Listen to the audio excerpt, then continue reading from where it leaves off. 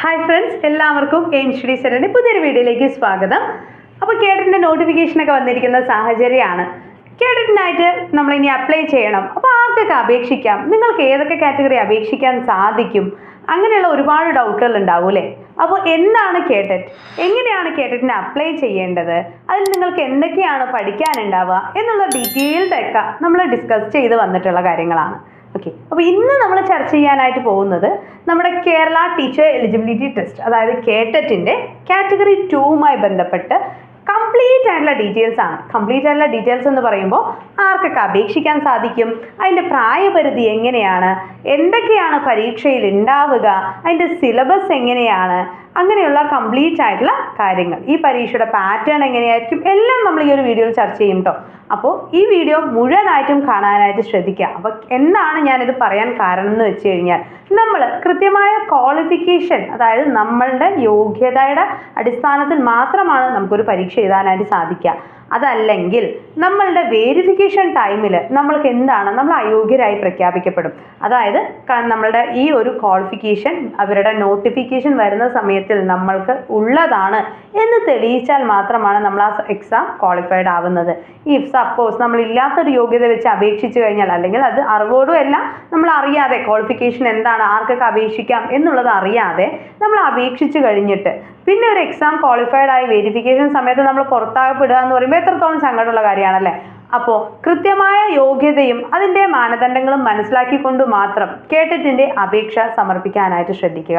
കേട്ടറ്റ് അപേക്ഷ സമർപ്പിക്കുമ്പോൾ എന്തൊക്കെയാണ് ശ്രദ്ധിക്കേണ്ടത് എന്നുള്ളതും എങ്ങനെയാണ് അപേക്ഷ സമർപ്പിക്കേണ്ടത് എന്നുള്ളതിനെക്കുറിച്ചും ഡീറ്റെയിൽഡ് ആയിട്ടുള്ള വീഡിയോസ് നമ്മൾ ചെയ്തിട്ടുണ്ട്. അത് കണ്ടിട്ടില്ലെങ്കിൽ നിർബന്ധമായും അതൊന്ന് കാണാനായിട്ട് ശ്രദ്ധിക്കുക കേട്ടോ. അപ്പോൾ ഇന്നത്തെ വീഡിയോയിലൂടെ നമുക്ക് എന്ത് ചെയ്യാം, കേട്ടറ്റ് കാറ്റഗറി 2നുമായി ബന്ധപ്പെട്ട കംപ്ലീറ്റ് കാര്യങ്ങളും ഒന്ന് മനസ്സിലാക്കിയിട്ട് വരാം. അപ്പോൾ നമ്മുടെ ചാനൽ ഒന്ന് സബ്സ്ക്രൈബ് ചെയ്യുക, അതോടൊപ്പം തന്നെ ബെല്ലൈക്കൺ കൂടി ഒന്ന് എനേബിൾ ചെയ്യുക. ഇഷ്ടമാണെന്നുണ്ടെങ്കിൽ ലൈക്ക് ചെയ്യുക. അതോടൊപ്പം തന്നെ നിങ്ങൾക്ക് എന്തെങ്കിലും സംശയങ്ങളുണ്ടെങ്കിൽ അതൊന്ന് കമൻറ്റ് ബോക്സിൽ കൂടെ കൊടുക്കുക, അതിനുള്ള മറുപടികൾ ഞങ്ങൾ തരുന്നതാണ് കേട്ടോ. കേട്ടിട്ട് മാത്രമല്ല LPUPയുടെയും HSAയുടെയും ജനറൽ PSCയുടെയും ഏതും ആയിക്കൊള്ളട്ടെ, മത്സര പരീക്ഷകളുമായി ബന്ധപ്പെട്ടിട്ടുള്ള എല്ലാ അപ്ഡേറ്റുകളും നമ്മുടെ ചാനലിലൂടെ നിങ്ങൾക്ക് എത്രയും പെട്ടെന്ന് തന്നെ എത്തിക്കുന്നതാണ്. അപ്പോൾ ഈ അപ്ഡേറ്റുകളെല്ലാം ഉടൻ തന്നെ ലഭിക്കുന്നതിനായിട്ട് നമ്മുടെ ചാനൽ സബ്സ്ക്രൈബ് ചെയ്യുന്നതിനോടൊപ്പം തന്നെ നമ്മുടെ ഫ്രീ ലിങ്കുകൾ താഴെ കൊടുക്കുന്നുണ്ട്. അതിൽ കൂടെ ജോയിൻ ചെയ്ത് കഴിഞ്ഞാൽ നിങ്ങൾക്ക് നമ്മുടെ അപ്ഡേറ്റ്സിനോടൊപ്പം തന്നെ അടിപൊളി ഫ്രീ ക്ലാസ്സുകളും ഫ്രീ ലൈവുകളും എല്ലാം തന്നെ ലഭിക്കുന്നതാണ്. ഓക്കെ, അപ്പോൾ എങ്ങനെയാണ് നമുക്കിനി കേട്ടറ്റിനെ കുറിച്ച് മനസ്സിലാക്കാം, എന്നിട്ട് കേട്ടറ്റിനായിട്ട് പഠിച്ചു തുടങ്ങാം, ഈ കേട്ടറ്റ് തന്നെ ക്വാളിഫൈ ചെയ്തെടുക്കാം അല്ലേ. അപ്പോൾ കേട്ടറ്റിൻ്റെ പുതിയ ബാച്ചുകൾ എയിംസിൽ ആരംഭിക്കുന്നുണ്ട്. കേട്ടറ്റ് കാറ്റഗറി 1ൻ്റെയും 2ൻ്റെയും 3യുടെയും 4ൻ്റെയും പുതിയ ബാച്ചുകളുണ്ട്. അപ്പോൾ അഡ്മിഷൻസ് എടുക്കുന്നതിനായിട്ടും കോഴ്സിനെ കുറിച്ച് കൂടുതൽ അറിയുന്നതിനായിട്ടും നിങ്ങൾക്ക് കോൺടാക്ട് ചെയ്യാം. നമ്മുടെ ഒഫീഷ്യൽ നമ്പർ 9446537080. ഓക്കെ, അപ്പോൾ നമുക്ക് എന്താണ് കേട്ടറ്റ് 2 എന്താണെന്ന് മനസ്സിലാക്കാം അല്ലേ. അപ്പോൾ കേട്ടറ്റ് കാറ്റഗറി 2നെ കുറിച്ച് പഠിക്കുമ്പോൾ തന്നെ, അല്ലെങ്കിൽ അത് മനസ്സിലാക്കുമ്പോൾ, അപേക്ഷിക്കാൻ തയ്യാറെടുക്കുമ്പോൾ തന്നെ നിങ്ങൾക്ക് അറിയേണ്ട ആദ്യത്തെ കാര്യം എന്താണ്, ക്വാളിഫിക്കേഷൻ. പിന്നെയോ ഏജ് ലിമിറ്റ് എങ്ങനെയാണ്, മാർക്ക് ഡിസ്ട്രിബ്യൂഷൻ എങ്ങനെയാണ്, സിലബസ് എങ്ങനെയാണ്. ഇത്രയും കാര്യങ്ങൾ നമ്മൾ ഇന്നത്തെ വളരെ ചുരുങ്ങിയൊരു സമയം കൊണ്ട് നിങ്ങൾക്ക് പറഞ്ഞു തരുന്നതാണ്. അപ്പോൾ മറക്കണ്ട, ഫ്രണ്ട്സിൽ കൂടെ ഷെയർ ചെയ്യണം കേട്ടോ. അവരും ഇനിയിപ്പോൾ യോഗ്യത എന്താണെന്ന് അറിയാതെ ടെൻഷനൊന്നും അടിച്ചിരിക്കേണ്ട കാര്യം വരുന്നില്ല, നമ്മളുണ്ട് നിങ്ങളോടൊപ്പം. ഓക്കെ, കേട്ടറ്റ് കാറ്റഗറി 2 എന്ന് പറയുന്നത് എന്താണ്, ഒരു അപ്പർ പ്രൈമറി ക്ലാസ്സസിനായിട്ടുള്ള ഒരു എലിജിബിലിറ്റി ടെസ്റ്റ് ആണ്. അതായത് UP വിഭാഗത്തിലെ അധ്യാപകർക്ക് വേണ്ടിയിട്ടുള്ള ഒരു ബേസിക് എലിജിബിലിറ്റി ടെസ്റ്റ് ആണ് കേട്ടറ്റ് കാറ്റഗറി 2 എന്ന് പറയുന്നത്. ഓക്കെ, അതിൻ്റെ അടിസ്ഥാനമായ യോഗ്യതകൾ ആദ്യം നമുക്ക് മനസ്സിലാക്കാം. കേട്ടറ്റിൻ്റെ അടിസ്ഥാനമായ യോഗ്യത എന്ന് പറയുമ്പോൾ നമുക്കതിൽ അറിയേണ്ട കാര്യമാണ്, ഒരു BEd കോഴ്സിനോടൊപ്പം തന്നെ, അല്ലെങ്കിൽ ഒരു ഡിഗ്രിയോടൊപ്പം തന്നെ DEd DLEd അതല്ലെങ്കിൽ TTC ക്വാളിഫൈഡ് ആയിരിക്കണം. അതല്ലെങ്കിലോ 45% മാർക്കോട് കൂടിയിട്ട് ഏതെങ്കിലും ഒരു ഡിഗ്രിയും അതോടൊപ്പം BEdോ DLEdോ യോഗ്യത കൂടെ ഉണ്ടായിരിക്കണം എന്നുള്ളതാണ്. ഓക്കെ, അതായത് നിങ്ങൾക്ക് അപ്ലൈ ചെയ്യണമെങ്കിൽ ബേസിക് ആയിട്ട് ഒരു ഡിഗ്രിയും TTCയോ BEdോ DEdോ DLEdോ അങ്ങനെ ഏതെങ്കിലും ഒരു കോഴ്സും പാസ്സായിരിക്കണം എന്നുള്ളതാണ് കേട്ടോ. അത് കഴിഞ്ഞാൽ അതല്ലെങ്കിലോ 50% മാർക്കോട് കൂടി ഹയർ സെക്കൻഡറി സീനിയർ സെക്കൻഡറി പരീക്ഷ വിജയിക്കുന്നതോടൊപ്പം തന്നെ 4 വർഷത്തെ ബാച്ചിലർ ഇൻ എഡ്യൂക്കേഷൻ കൂടെ ക്വാളിഫൈഡ് ആയവർക്കും കേട്ടറ്റ് കാറ്റഗറി 2ന് അപേക്ഷ സമർപ്പിക്കാം. അതല്ലെങ്കിൽ 50% മാർക്കോട് കൂടി ഹയർ സെക്കൻഡറി സീനിയർ സെക്കൻഡറി അതല്ലെങ്കിൽ തതുല്യ പരീക്ഷ വിജയിക്കുന്നതോടൊപ്പം 4 വർഷത്തെ BSc BA എഡ്യൂക്കേഷൻ എന്നിവയും നിങ്ങൾക്ക് ക്വാളിഫിക്കേഷനായിട്ട് അതിൽ കരുതാം. ഓക്കെ. ദെൻ അതല്ലെങ്കിൽ കേട്ടറ്റ് കാറ്റഗറി 2-ന് BBA ഒരു ക്വാളിഫിക്കേഷൻ അല്ലെങ്കിൽ BBA ഒരു ബിരുദമായി കണക്കാക്കുന്നുണ്ട്. അതേ കൂടാതെ തന്നെ നിങ്ങൾ അറിയേണ്ട വളരെ ഇമ്പോർട്ടൻ്റ് ആയിട്ട് കാര്യമാണ് DED DLED BEd ചെയ്യുന്ന അവസാന വർഷ വിദ്യാർത്ഥികളാണ് നിങ്ങളെങ്കിൽ, അതായത് 3rd സെം പഠിച്ചുകൊണ്ടിരിക്കുന്ന കുട്ടികൾക്കും എന്ത് ചെയ്യാം, നമ്മുടെ കേട്ടറ്റിനായി അപേക്ഷ സമർപ്പിക്കാം. ഒരുപാട് പേർക്ക് സംശയമുണ്ട്. അപേക്ഷ സമർപ്പിക്കുമ്പോൾ ശ്രദ്ധിക്കേണ്ട കാര്യം BEd ഡൂയിങ് എന്ന് പറഞ്ഞൊരു ഓപ്ഷൻ അവിടെ ഉണ്ട്, അതാണ് കൊടുക്കേണ്ടത്. എന്നിട്ട് വേരിഫിക്കേഷൻ സമയത്ത് ആ സ്ഥാപന മേലധികാരിയുടെ ആ ഒരു സാക്ഷ്യപത്രം കൂടെ സമർപ്പിക്കണം എന്നതേ ഉള്ളൂ. അവസാനഘട്ട വിദ്യാർത്ഥികൾ അപേക്ഷിക്കാവുന്നതാണ്. എന്നിട്ടോ അപേക്ഷിക്കുമ്പോൾ 2ാം വർഷ വിദ്യാർത്ഥിനി ആയിരുന്നു എന്നുള്ളത് സ്ഥാപന മേലധികാരിയുടെ ഒരു സാക്ഷ്യപത്രം കൂടെ വെരിഫിക്കേഷൻ സമയത്ത് സബ്മിറ്റ് ചെയ്യണം എന്ന് മാത്രമാണ് ഉള്ളത്. ഓക്കെ. ദെൻ നോട്ട് ഞാൻ ആദ്യം പറഞ്ഞ കാര്യം തന്നെയാണ്. വിജ്ഞാപനം വ്യക്തമായി വായിച്ച് മനസ്സിലാക്കിയതിന് ശേഷം മാത്രം അപേക്ഷ സമർപ്പിക്കുക. അല്ലാത്ത പക്ഷം അപേക്ഷകനെ കേട്ടറ്റ് വേരിഫിക്കേഷൻ നടത്തി കേട്ടറ്റ് സർട്ടിഫിക്കറ്റ് അനുവദിക്കുന്നത് ലഭ്യമാകാതെ വരുന്നതാണ് എന്നുള്ളത് എന്താണ് നോട്ടിഫിക്കേഷനിൽ തന്നെ അവർ വ്യക്തമായി കൊടുത്തിട്ടുള്ള കാര്യമാണ്. യോഗ്യത മനസ്സിലാക്കിക്കൊണ്ട് മാത്രം ആ മാനദണ്ഡങ്ങളെല്ലാം പാലിച്ചുകൊണ്ട് മാത്രം കേട്ടറ്റിന് അപേക്ഷ സമർപ്പിക്കാനായിട്ട് ശ്രദ്ധിക്കാം. ഓക്കെ അല്ലേ? ഇനി നമുക്കറിയേണ്ട അടുത്ത കാര്യം എന്താണ്, കേട്ടറ്റ് പരീക്ഷയുടെ മാതൃക എങ്ങനെയാണ്. കേട്ടറ്റ് പരീക്ഷ എന്ന് പറയുന്നത് ഒരു 150 മാർക്കിൻ്റെ പരീക്ഷയാണ് എന്നുള്ളത് ആദ്യം മനസ്സിലാക്കുക. കേട്ടറ്റ് കാറ്റഗറി 2 എന്ന് പറയുമ്പോൾ 2 രീതിയിലാണ് ഉള്ളത്. ഓക്കെ. കേട്ടറ്റ് കാറ്റഗറി 2 നമുക്ക് 2 എണ്ണം പറയാം. ഏതാണ്? സയൻസ് ആൻഡ് മാത്സും സോഷ്യൽ സയൻസും. ഓക്കെ. സയൻസ് ആൻഡ് മാത്സും സോഷ്യൽ സയൻസും. ഇതിൽ നിങ്ങൾക്ക് കോമൺ ആയിട്ട് വരുന്ന കുറച്ചുണ്ട്. ഏതൊക്കെയാണ്? നമ്മുടെ സൈക്കോളജി ആൻഡ് പെഡഗോജി മേഖല, ലാംഗ്വേജ് 1 എന്ന് പറയുന്ന മലയാളം, ഓക്കെ. ദെൻ ഏതാണ്? ഇംഗ്ലീഷ്. ഇത് 3ഉം 2 വിഭാഗക്കാർക്കും കോമൺ ആണ്. സൈക്കോളജിയിൽ നിന്നും 30 മാർക്കിൻ്റെ ചോദ്യങ്ങളും അതേപോലെ തന്നെ മലയാളം ലാംഗ്വേജ് 1-ൽ നിന്നും 30 മാർക്കിൻ്റെയും, ഇംഗ്ലീഷ് അതായത് നിങ്ങൾ ഏതാണ് ഇംഗ്ലീഷോ മലയാളമോ ഏതാണോ ലാംഗ്വേജ് 2 ആയി സെലക്ട് ചെയ്യുന്നത് അതിൽ നിന്നും 30 മാർക്കിൻ്റെ ചോദ്യങ്ങളുമാണ് ഉണ്ടാവുക. ഓക്കെ. ലാംഗ്വേജ് 1 ആയിട്ട് കന്നഡയോ മലയാളമോ അതേപോലെ തമിഴോ ഒക്കെ സെലക്ട് ചെയ്യാം. ഓക്കെ. ലാംഗ്വേജ് 2 ആയിട്ട് നിങ്ങൾക്ക് ആദ്യം ചൂസ് ചെയ്ത് മലയാളമാണെങ്കിൽ നിർബന്ധമായി ഇംഗ്ലീഷ് ചൂസ് ചെയ്യണമെന്ന് മാത്രമേ ഉള്ളൂ കേട്ടോ. അപ്പോൾ അത് ചൂസ് ചെയ്യാവുന്നതാണ്. ദെൻ അടുത്ത സെക്ഷനാണ് നമുക്ക് വരുന്ന നമ്മുടെ ഇമ്പോർട്ടൻ്റ് ആയിട്ടുള്ള മേഖല സയൻസ് ആൻഡ് മാത്സ് ആണോ സോഷ്യൽ സയൻസ് ആണോ എന്നുള്ളത്. സയൻസ് ആൻഡ് മാത്സ് ആണ് എന്നുണ്ടെങ്കിൽ 30 മാർക്കിൻ്റെ സയൻസ് ചോദ്യങ്ങളും 30 മാർക്കിൻ്റെ മാത്സിലെ ചോദ്യങ്ങളുമാണ് ഉണ്ടാവുക. ഡീറ്റെയിൽഡ് ആയിട്ട് ഏതൊക്കെ ടോപ്പിക്സാണ് വരിക എന്നുള്ളത് ഞാൻ താഴെ പറയുന്നുണ്ട് കേട്ടോ, മുഴുവനായിട്ടും കാണണേ. സോഷ്യൽ സയൻസിൽ എങ്ങനെയാണ്? 60 മാർക്കിൻ്റെ സോഷ്യൽ സയൻസും പെഡഗോജിയും കൂടെ ഉള്ള ചോദ്യങ്ങൾ 60 മാർക്കിൻ്റെ. ഇങ്ങനെയാണ് നമുക്ക് ഡിസ്ട്രിബ്യൂഷൻ വരുന്നത്. അപ്പോൾ ആദ്യം നമ്മൾ എന്ത് ചെയ്യണം? ടോട്ടലി 150 മാർക്കിൻ്റെ പരീക്ഷയാണ്, നെഗറ്റീവ് മാർക്കിംഗ് ഇല്ല എന്ന് അറിയുന്നതിനോടൊപ്പം തന്നെ ഈ പറയുന്ന ഡിസ്ട്രിബ്യൂഷനും കൂടെ നമ്മളൊന്ന് മനസ്സിലാക്കി വെക്കേണ്ടതാണ്. ഇനി എങ്ങനെയാണ് പരീക്ഷയുടെ രീതിയും നിലവാരവും എന്നുള്ളത് വളരെ പ്രധാനപ്പെട്ട ഒന്നാണ്. എന്നെ നമ്മളുടെ സ്റ്റുഡൻസ് വിളിക്കുമ്പോൾ ചോദിക്കാറുണ്ട്, മിസ്സേ എന്തിനാ ഞങ്ങളുടെ സ്റ്റഡി പ്ലാനിൽ 7ാം ക്ലാസ്സിലെയും 8ാം ക്ലാസ്സിലെയും 9ാം ക്ലാസ്സിലേക്ക് SCERT തരുന്നത്? ഞങ്ങൾ കാറ്റഗറി 1 എഴുതുന്നവരല്ലേ?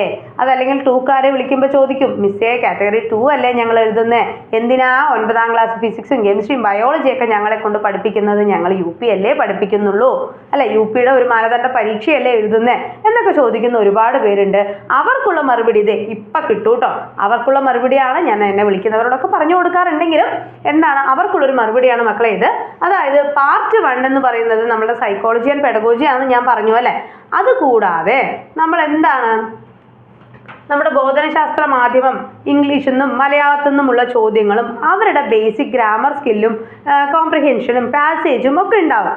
അതെല്ലാം കഴിഞ്ഞിട്ട് നിങ്ങൾക്ക് വളരെ ശ്രദ്ധിക്കേണ്ട ഒന്നാണ് 5 മുതൽ 8 വരെയുള്ള ക്ലാസ്സുകളുടെ SCERT സിലബസ് അടിസ്ഥാനമാക്കി അടിവരയിട്ട് ഞാൻ പറയാം, 5 മുതൽ 8 വരെയുള്ള SCERT സിലബസിനോടൊപ്പം തന്നെ എന്തുകൂടെ അറിഞ്ഞിരിക്കണം? കാഠിന്യവും വ്യാപ്തിയും ഹയർ സെക്കൻഡറി സീനിയർ തലം വരെ ആയിരിക്കും എന്നുള്ളത്.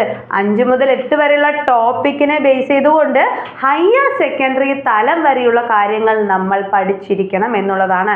ഇതുകൊണ്ട് തന്നെയാണ് 5 മുതൽ 10 വരെയുള്ള പാഠഭാഗങ്ങളുടെ ചാപ്റ്റർ വൈസ് ക്ലാസ്സുകളും PDF മെറ്റീരിയൽസും നമ്മൾ നമ്മുടെ ശ്രീ ലേണിംഗ് ആപ്പിൽ നിങ്ങൾക്കായിട്ട് പ്രൊവൈഡ് ചെയ്യുന്നത്. അതുകൂടാതെ ഈ പറയുന്ന ടോപ്പിക്കുകളെ ബേസ് ചെയ്തുകൊണ്ട് 1000-ലധികം റെക്കോർഡഡ് ക്ലാസ്സസ് നിങ്ങൾക്കായി പ്രൊവൈഡ് ചെയ്യുന്നതും ഈ ഒരു ക്രൈറ്റീരിയ കൊണ്ട് തന്നെയാണ്. ഓക്കെ, ഇന്ന മേഖലയിൽ നിന്ന് മാത്രമേ ചോദ്യം വരൂ എന്നെന്ത് നമുക്ക് പ്രിഡിക്റ്റ് ചെയ്യാൻ സാധിക്കില്ല. 5 മുതൽ 8 വരെയുള്ള SCERTയുടെ കംപ്ലീറ്റ് കാര്യങ്ങൾ നമ്മൾ അറിഞ്ഞിരിക്കണം. ഏത് ഡെപ്തിൽ, ഈ പറയുന്ന ഹയർ സെക്കൻഡറി തലം വരെയുള്ള ഡെപ്തിൽ ഓരോ കണ്ടൻസും പഠിച്ച് മനസ്സിലാക്കിയാൽ പറയുന്ന 100-ൽ കൂടുതൽ മാർക്ക് നിങ്ങൾക്ക് തീർച്ചയായും സ്കോർ ചെയ്യാനായിട്ട് സാധിക്കും. ഓക്കെ, അപ്പോൾ ഈ ഒരു സ്ട്രാറ്റജി നമ്മുടെ ഡെയിലി ടൈം ടേബിളിൽ SCERT അടക്കം ഉൾപ്പെടുത്തിക്കൊണ്ട് നമ്മൾ പഠിക്കുന്നുണ്ടെങ്കിൽ അതെന്തുകൊണ്ട് തന്നെയാണ് ഈ പറയുന്ന കേട്ടറ്റ് പരീക്ഷയ്ക്ക് SCERTക്ക് അത്രയും ഇമ്പോർട്ടൻസ് കൊടുക്കുന്നത് കൊണ്ട് തന്നെയാണ്. ഓക്കെ, അപ്പോൾ നിർബന്ധമായും SCERT കവർ ചെയ്തെടുക്കാനായിട്ട് ശ്രദ്ധിക്കുക. അതോടൊപ്പം തന്നെ എല്ലാ കണ്ടന്റെയും ഇൻഡെപ്ത് ആയിട്ട് പഠിക്കുക. നമ്മുടെ കയ്യിൽ എല്ലാത്തിൻ്റെയും ഇൻഡെപ്ത് ആയിട്ടുള്ള കണ്ടന്റുകളും അതിൻ്റെ PDF മെറ്റീരിയൽസും നമ്മുടെ ആപ്പിൽ അവൈലബിൾ ആണ് അല്ലേ. അപ്പോൾ കേട്ടറ്റ് തയ്യാറെടുക്കുന്നവരുണ്ടെങ്കിൽ ഞങ്ങൾ ഇപ്പോഴും ഞങ്ങളുടെ ഈ ഒരു സ്ട്രാറ്റജി കൊണ്ട് തന്നെയാണ് കേരളത്തിലെ ടോപ്പ് റിസൾട്ടിലേക്ക് എയിം സ്റ്റഡി സെന്ററിന് എത്താനായിട്ട് സാധിച്ചത്. അപ്പോൾ നിങ്ങൾക്കും കേട്ടറ്റ് തയ്യാറെടുക്കാം. എയിം സ്റ്റഡി സെന്ററിനോടൊപ്പം ഞങ്ങളുടെ എല്ലാ സപ്പോർട്ടും നിങ്ങളോടൊപ്പം ഉണ്ടാവും. നമ്മളുടെ അത്രയും പ്രഗത്ഭരായ അധ്യാപകർ നയിക്കുന്ന ഏറ്റവും മികച്ച ക്ലാസ്സുകൾ തന്നെയാണ് ഞങ്ങൾ നിങ്ങൾക്കായിട്ട് പ്രൊവൈഡ് ചെയ്യുന്നത്. ഓക്കെ, അപ്പോൾ നമ്മളുടെ അടുത്ത കാര്യം നോക്കിയാലോ. അപേക്ഷിക്കാൻ വേണ്ട കുറഞ്ഞ യോഗ്യത എന്ന് പറഞ്ഞിട്ട് നമ്മൾ കാറ്റഗറി 3യുടെ കാര്യങ്ങൾ നമുക്ക് മറ്റൊരു വീഡിയോയിലൂടെ എന്താണെങ്കിലും നോക്കാട്ടോ. അപ്പോൾ മറക്കണ്ട, ചാനൽ സബ്സ്ക്രൈബ് ചെയ്തിട്ടാൽ മാത്രമേ അതിൻ്റെ നോട്ടിഫിക്കേഷൻസ് ഒക്കെ നിങ്ങൾക്ക് വരൂ. നമുക്കിനി നോക്കേണ്ടത് എന്താണ്? സിലബസ് ആണ്. അപ്പോൾ സിലബസ് അറിയുന്നതിന് മുമ്പ് ഒരു ചെറിയ കാര്യം കൂടെ ഞാൻ പറഞ്ഞോട്ടെ. പ്രായപരിധി എന്നൊരു ചോദ്യം ചോദിക്കുന്നുണ്ടായിരുന്നു.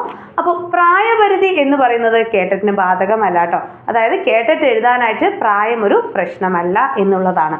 ഇനി നമ്മുടെ എന്താണ്? സിലബസ് അല്ലേ. നമുക്കിനി അറിയേണ്ടത് സിലബസ് ആണ്. അപ്പോൾ എന്താണ് 6 മുതൽ 8 വരെയുള്ള ക്ലാസ്സുകൾക്ക് വേണ്ടിയാണ് എന്നുള്ളതൊക്കെ അറിയാം.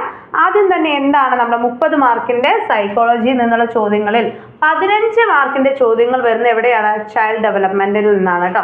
അപ്പോൾ concept and development and its relation with the learning, അതായത് ഗ്രോത്ത്, വളർച്ച, വികാസം എന്നൊക്കെ പറയുന്നുണ്ട്. Growth, developmental stages, different stages of ഡെവലപ്മെൻറ്റോടൊപ്പം തന്നെ ഡെവലപ്മെൻറ്റ് പ്രിൻസിപ്പിൾസ്, ഇതെല്ലാം നമ്മൾ പഠിച്ചു വെക്കണം. ഹെറിഡിറ്റി, എൻവയോൺമെൻറ്റിൻ്റെ എന്താ പറയുക ഇൻഫ്ലുവൻസുകൾ എങ്ങനെയൊക്കെയാണ്, സോഷ്യലൈസേഷൻ കൺസെപ്റ്റ്, എറിക്സന്റെ theory, psycho social development, peer pressure, അതിൻ്റെ ഇൻഫ്ലുവൻസുകൾ, അതോടൊപ്പം തന്നെ വ്യത്യസ്തങ്ങളായിട്ടുള്ള അല്ലെങ്കിൽ ഓരോ സ്കൂൾസ് ഓഫ് സൈക്കോളജി നമ്മൾ പറയൂ അല്ലേ, അതെല്ലാം പഠിച്ചു വെക്കണം. അതോടൊപ്പം തന്നെ പിയാഷെ, കോൾബ്രഗ്, വൈഗോട്സ്കി, അവരുടെ എല്ലാം തിയറീസ്, കൺസ്ട്രക്റ്റീവ് പെഡഗോജി ഒക്കെ നമ്മൾ പറയും അല്ലേ, കൺസ്ട്രക്റ്റിവിസം, അതേപോലെ തന്നെ സോഷ്യൽ കൺസ്ട്രക്റ്റിവിസം, വൈഗോട്സ്കിയുടെ, ഇതെല്ലാം നമ്മൾ കൃത്യമായി അറിഞ്ഞു വെക്കുക.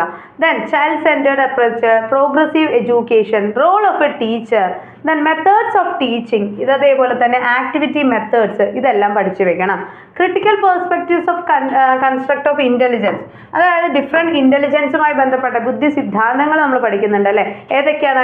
SI മോഡ് പറയുന്നുണ്ട്, മൾട്ടിപ്പിൾ ഇൻ്റലിജൻസ് പറയുന്നുണ്ട്, 2 ഫാക്ടർ തിയറി പറയുന്നുണ്ട്. അങ്ങനെയുള്ള ആ ബേസിക് ആയിട്ടുള്ള ഇൻ്റലിജൻസുമായി ബന്ധപ്പെട്ട തിയറീസ് പഠിക്കണം. ലാംഗ്വേജ് ആൻഡ് തോട്ട് അല്ലെ, വൈഗോട്സ്കിയുടെയും അതേപോലെ തന്നെ നമ്മുടെ പിയാഷയുടെയും ചോംസ്കിയുടെയൊക്കെ ലാംഗ്വേജ് ഡെവലപ്മെൻറ്റൽ സ്റ്റേജസിനെ കുറിച്ച് പഠിക്കണം. Gender roles, gender bias, educational practice, gender equality, ആ മേഖലകളിൽ നിന്നുള്ള ചോദ്യം ഉണ്ടാവും. ദെൻ ഉണ്ടാവുന്ന ഏതാണ്? Individual difference among the learners എന്നുള്ള കൺസെപ്റ്റ് ആണ്. Okay, then CCE, continuous and comprehensive evaluation, different types of evaluation, formative and summative evaluation, ഇതെല്ലാം എന്താണ്? വളരെ വ്യക്തമായി അറിഞ്ഞിരിക്കണം. Inductive and deductive method of learning നിർബന്ധമായും ചോദിക്കാൻ സാധ്യതയുള്ള ചോദ്യങ്ങളാണ് അല്ലേ. അതേപോലെ formative and summative method of evaluation എന്താണ്? ചോദിക്കാൻ സാധ്യതയുള്ള മേഖല തന്നെയാണ്. Nature of prior learning, readiness for learning, strategies for the assessment അല്ലെ, അസസ്മെന്റ്, ടീച്ചേഴ്സ് റോൾ എന്തൊക്കെയാണ്, അതേപോലെ തന്നെ നമ്മുടെ ഇൻക്ലൂസീവ് എഡ്യൂക്കേഷൻ എന്താണ്?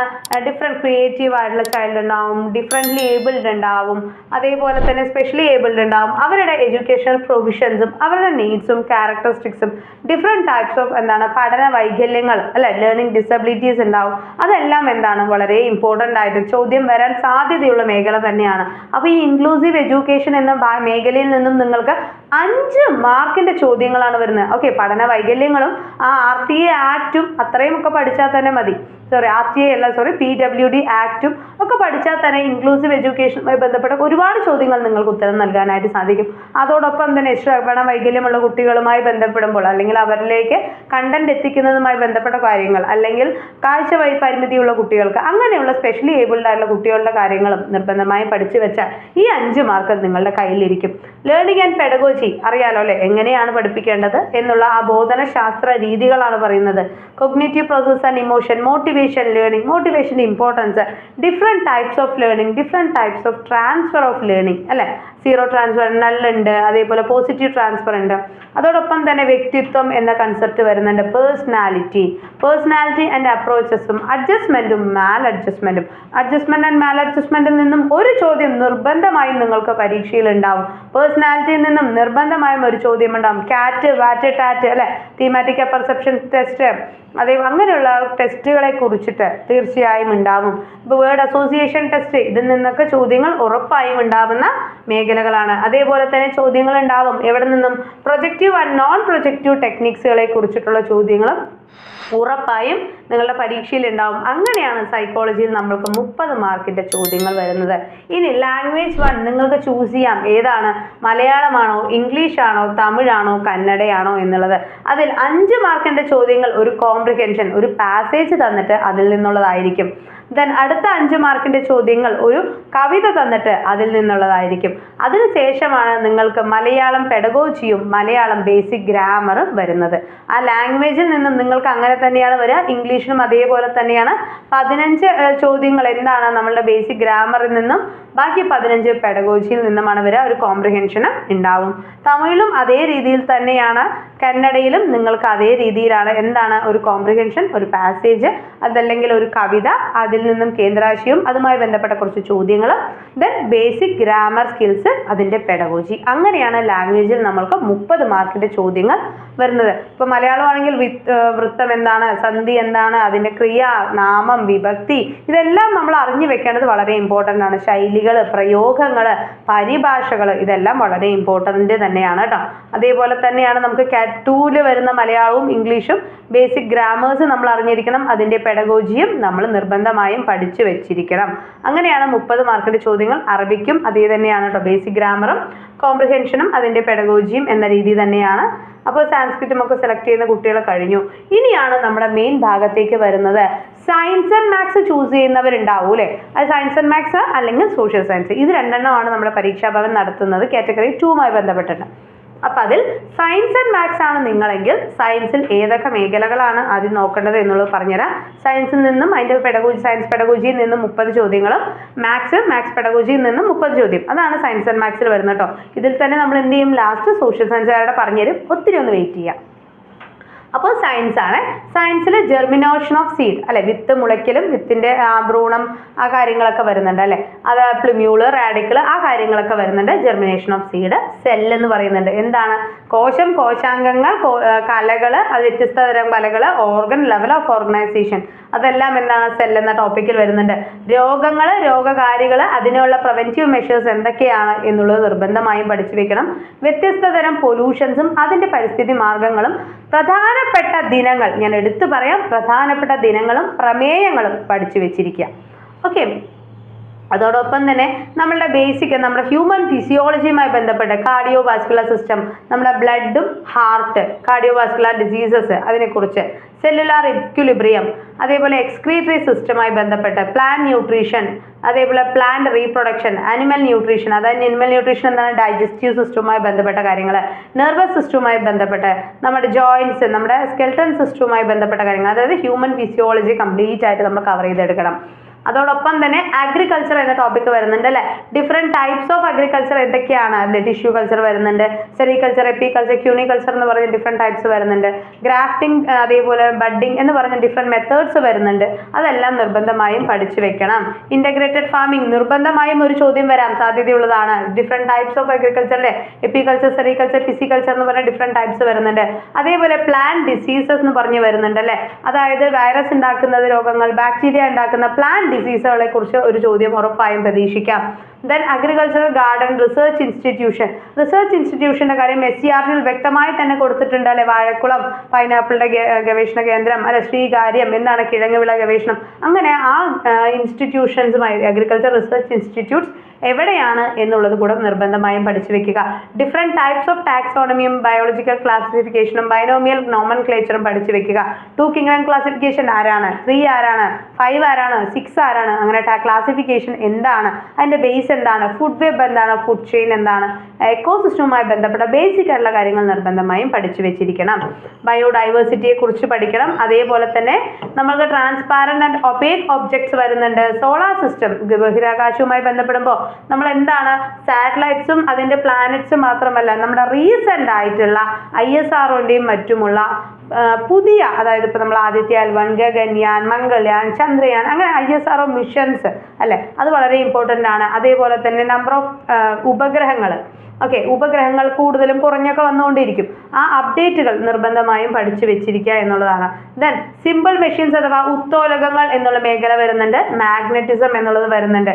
പിന്നെന്താണ് എനർജി, ഊർജ സംരക്ഷണം, വിവിധ ഊർജ സ്രോതസ്സുകൾ, അതായത് conventional and non conventional sources of energy, പാരമ്പര്യേതരം പാരമ്പര്യ ഊർജ്ജ സ്രോതസ്സുകൾ എന്നുള്ളതൊക്കെ പഠിച്ചു വെക്കണം. ദെൻ ഹീറ്റ് എന്ന കൺസെപ്റ്റ് വരുമ്പോൾ different modes of heat transfer എന്നുള്ളത് വളരെ ഇമ്പോർട്ടൻ്റ് ആണ്. അതേപോലെ തന്നെ സംവഹന പ്രക്രിയയിലൂടെ ഉണ്ടാവുന്ന കരക്കാറ്റ്, കടൽക്കാറ്റ് എന്നതൊക്കെ എന്താണ് ഇമ്പോർട്ടൻ്റ് ആയിട്ട് ചോദിക്കാൻ സാധ്യതയുള്ള കാര്യങ്ങളാണ്. സ്റ്റാറ്റിക് ഇലക്ട്രിസിറ്റി, സ്ഥിര വൈദ്യുതി എന്ന് പറയാം. സൗണ്ടിൻ്റെ പ്രൊഡക്ഷൻ, അതുമായി ബന്ധപ്പെട്ട മ്യൂസിക്കൽ ഇൻസ്ട്രുമെന്റ്സ്, നമ്മുടെ അൾട്രാസോണിക് സൗണ്ടുകൾ, സോണാർ, ഇതെല്ലാം വളരെ ഇമ്പോർട്ടൻ്റ് ആണ്. മോഷൻ അല്ലെ, ചലന നിയമങ്ങൾ, ചലന സമവാക്യങ്ങളുമായി ബന്ധപ്പെട്ട കണക്കുകളും പരീക്ഷയിൽ നമുക്ക് പ്രതീക്ഷിക്കാം. ദെൻ ഫോഴ്സ് എന്ന് പറയൂലേ, ബലത്തെക്കുറിച്ച് നമുക്ക് എന്താണ് ഡിഫറെൻറ്റ് ടൈപ്സ് ഓഫ് ഫോഴ്സസ് ഉണ്ട്. ഡിഫറെൻറ്റ് ലോസ് ഓഫ് മോഷൻ പഠിക്കുമ്പോൾ നമ്മൾ ഇനേർഷ്യ പഠിക്കുന്നുണ്ട്. ജഡത്വം, അതുമായി ബന്ധപ്പെട്ട ചോദ്യങ്ങൾ. അതേപോലെ തന്നെ ദ്രവബലങ്ങൾ എന്ന് പറഞ്ഞ് നമ്മുടെ 9ാം ക്ലാസ്സിൽ ഒരു ചാപ്റ്റർ വരുന്നുണ്ട് അല്ലേ, അതാണ് ഈ ട്രസ്റ്റും പ്രഷറും concept, relation between surface area trust എന്നൊക്കെ പറയുന്നത്. എന്താണ് പാസ്കൽസ് നിയമവും ആർക്കിമിഡീസ് തത്വവും, അതൊക്കെ ബയൻ സ്പേസും എല്ലാം എന്താണ് നിർബന്ധമായും പഠിക്കേണ്ടത് തന്നെയാണ്. മിക്സ്ചേഴ്സ് അല്ലേ, നമ്മൾ എന്താണ് മിശ്രിതങ്ങൾ എന്നൊരു ടോപ്പിക്ക് നമ്മൾ പഠിക്കുന്നുണ്ട്. അതും അതേപോലെ തന്നെ ആസിഡും ബേസും അതിൻ്റെ ക്യാരക്ടറിസ്റ്റിക്സും വളരെ ഇമ്പോർട്ടൻ്റ് ആണ്. അതോടൊപ്പം തന്നെ മെറ്റൽസ് ആൻഡ് ഇറ്റ്സ് ക്യാരക്ടറിസ്റ്റിക്സ്, ലോഹങ്ങളും ലോഹങ്ങളുടെ സവിശേഷതകളും ലോഹത്തെ സംരക്ഷിക്കുന്ന രീതിയും ലോഹ സാന്ദ്രീകരണവും അതേപോലെ തന്നെ വളരെയധികം ഇമ്പോർട്ടൻ്റ് ആയിട്ടുള്ള കാര്യങ്ങളാണ്. ദെൻ അതിൻ്റെ കെമിക്കൽ റിയാക്ഷൻസും കെമിസ്ട്രി ഇൻ ഡെയിലി ലൈഫ്, മെഡിസിൻസിൻ്റെ ബേസിക് ആയിട്ടുള്ള മെഡിസിൻസിൻ്റെ കാര്യങ്ങളും പഠിച്ചു വെക്കണം.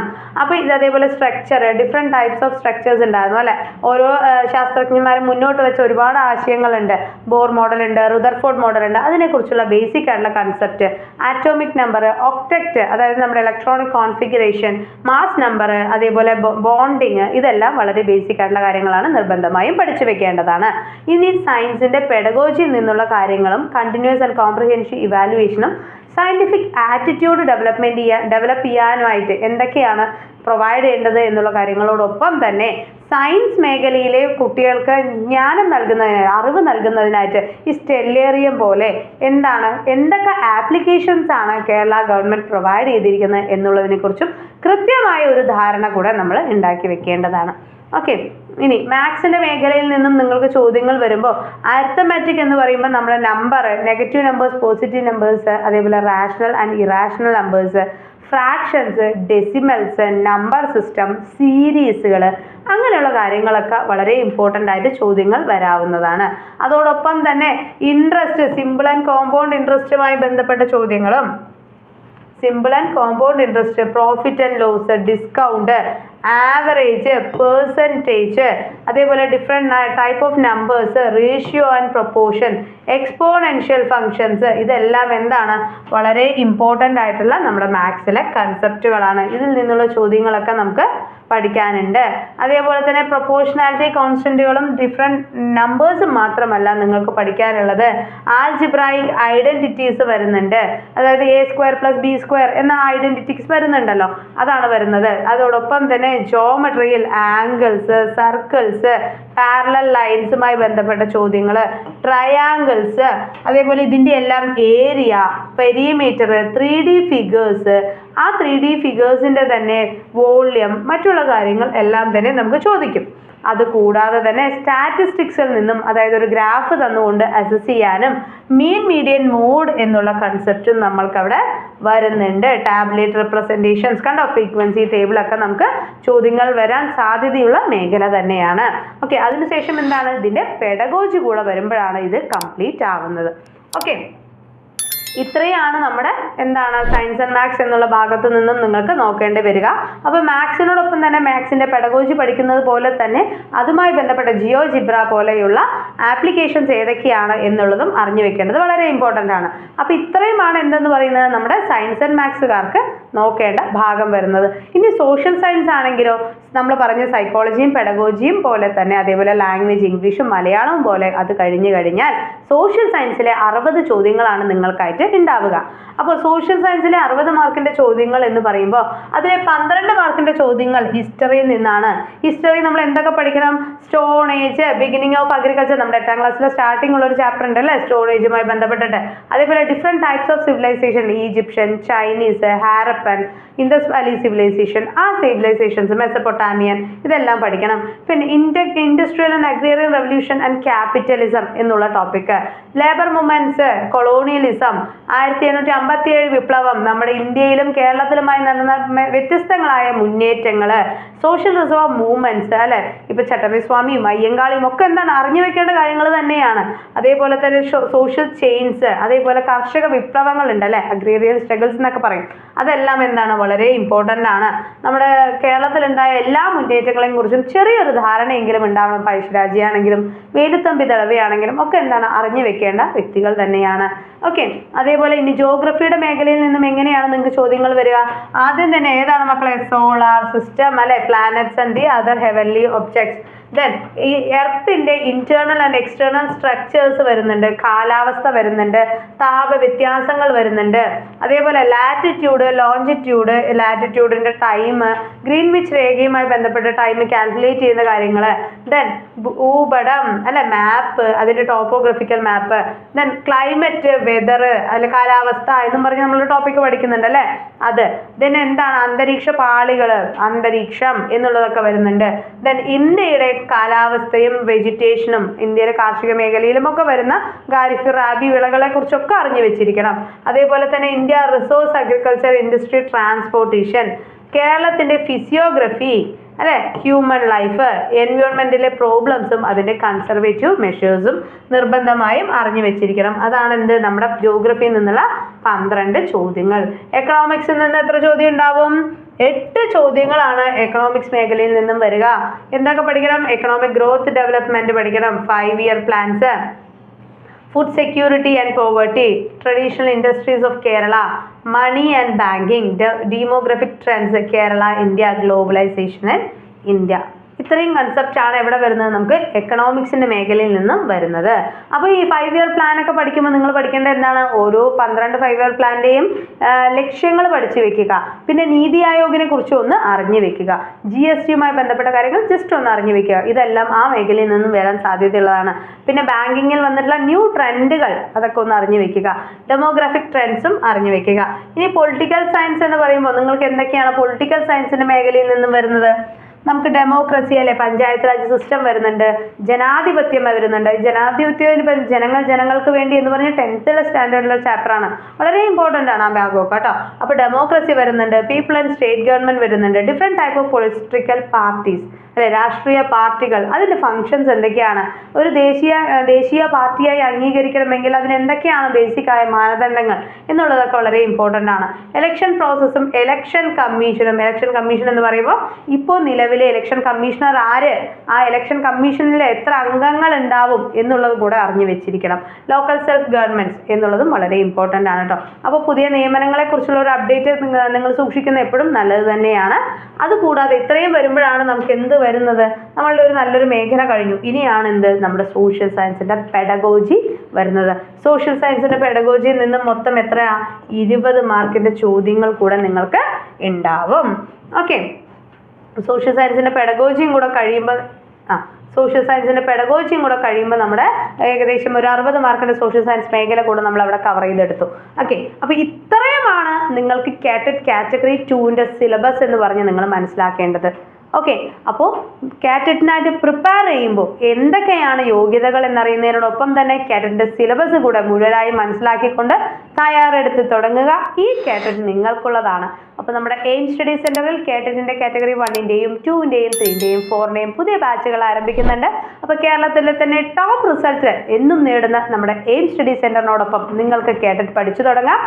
അപ്പോൾ കാറ്ററ്റിനെ കുറിച്ച് കൂടുതൽ അറിയുന്നതിനായിട്ട് നമ്മുടെ എയിം സ്റ്റഡി സെൻറ്ററിൻ്റെ കോഴ്സിൽ പഠിച്ച് കാറ്ററ്റ് നേടിയെടുക്കുന്നതിനായിട്ടും ഇപ്പോൾ തന്നെ നിങ്ങൾക്ക് കോൺടാക്ട് ചെയ്യാൻ 9446537080. അപ്പോൾ മറക്കണ്ട, മറ്റൊരു വീഡിയോ ആയിട്ട് നമുക്ക് വീണ്ടും കാണാം. അതുവരെയും thank you so much and have A great day.